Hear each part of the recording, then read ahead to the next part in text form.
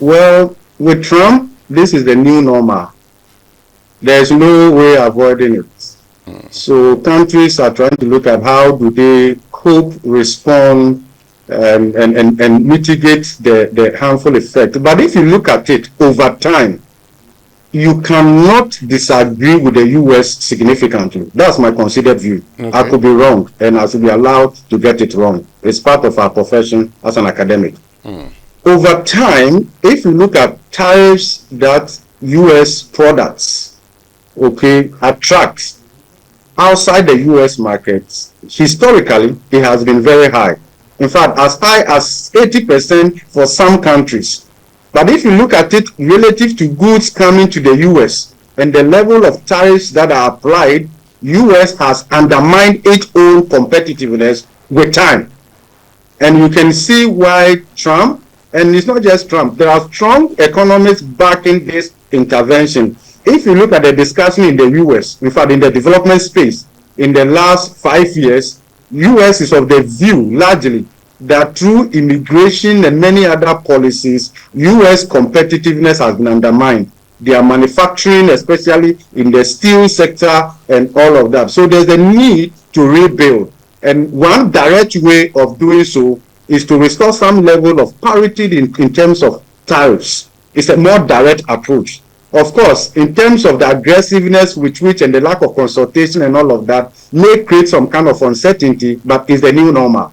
That is to be expected going forward. So the 10% that has been slapped on Ghana, how is this going to affect us, considering the fact that we do some very decent trade with the US?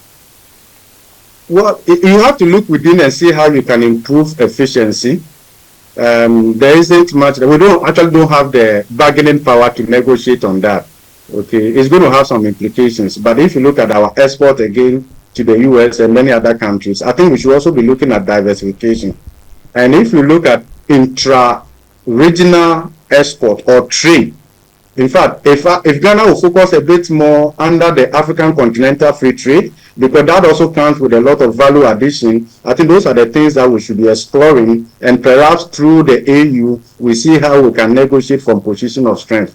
But I think as much as it is, we should just embrace it, just as aid is no longer that reliable. And I can link that to the 2025 budget. If you look at our resource envelope, aid is just a little above 2 billion Ghana cedis. That's not much, right? So we have to move on. It's the new normal. Prof, but knowing that every business owner would likely transfer costs to the consumer or the buyer, between us here and the purchasers in the US, who really would this affect? I know that, of course, US currency, they have the higher purchasing power, but really, would there be any impact at all, or Trump just doesn't care?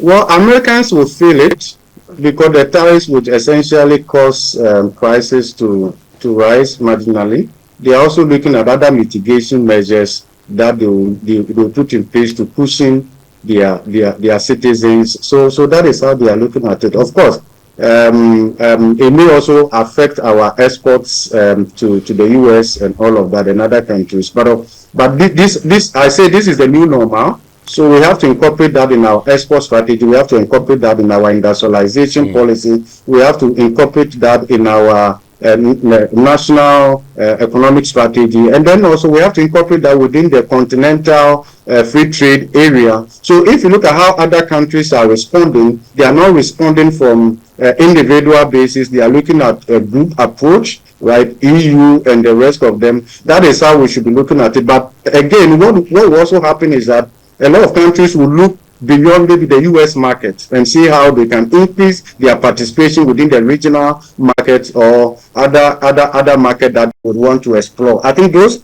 other options are available to us. That is how we should look at it.